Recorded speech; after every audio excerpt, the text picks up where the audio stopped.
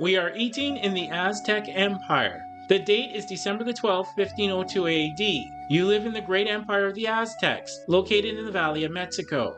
You are a common farmer living in a rural area, working this rich, fertile soil. Maize is the dominant crop grown in the empire. Aztecs were heavily reliant on agriculture, and maize was a key nourishment for its people. The harvested maize, also called corn, was a versatile food and essential staple for all Aztecs. As a food source, it was grown in various varieties and the main ingredient for many recipes. Maize also held a symbolic presence in your everyday culture. Your farm exists because of a unique agricultural system called the chinampa. A chinampa was a fairly sizable, long rectangle garden, measuring between 10 to 25 feet wide by 50 to 300 feet in length. The rich soil consisted of reclaimed swampland dredged from the basin of Mexico. These floating gardens were bordered by vertical rows of vegetation above water and supported by vines placed under the water, anchored by stakes to hold it in place. Willow trees were planted on the perimeters to act as walls for the growing trees, with the trees' extensive root systems anchoring the earthworks. Canals were dug between chinampas and were a source for nutrients. As you properly maintained and cultivated what you owned, you were given the opportunity to increase the number of chinampas your family held. This was a prosperous time to be an Aztec, as their empire had reached a new height of influence. In addition, Aztecs had a new ruler, Moctezuma II, who recently became emperor of the Aztec Empire. It was thought by most Aztecs that he wished to expand their territory even further. We are eating tamales.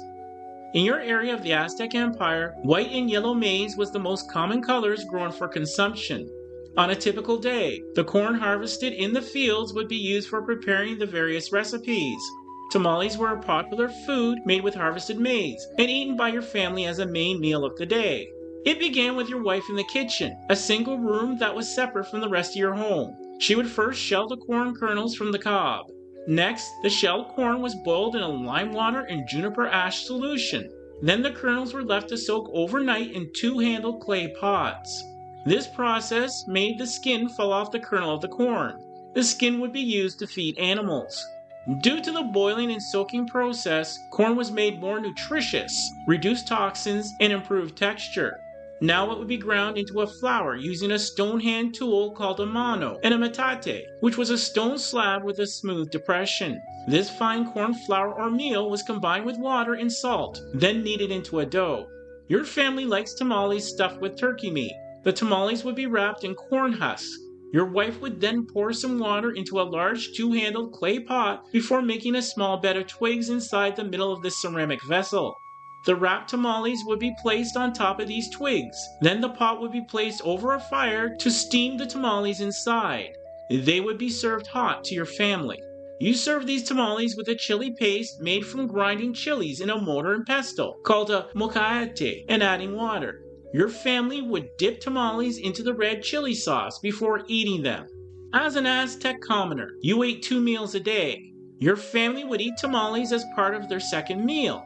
When your wife did not have time to make tamales, you would go to the local marketplace and purchase them. There were all sorts of fillings for tamales sold at the market. The fillings of tamales at the market included turkey meat, fish, rabbit, and cooked beans. Interesting facts about tamales.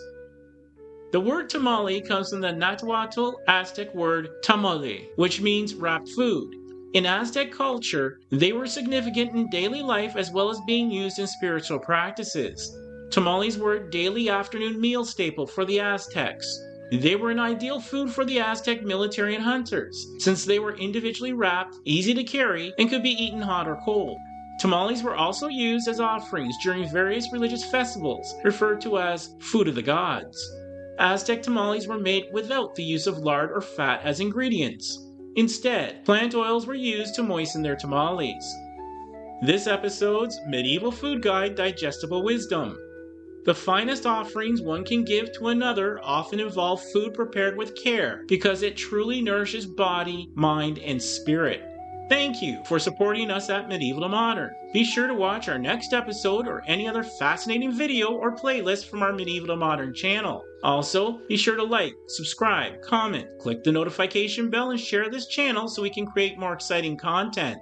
I wish you good tidings as we remember that sharing knowledge has been a noble deed throughout the ages.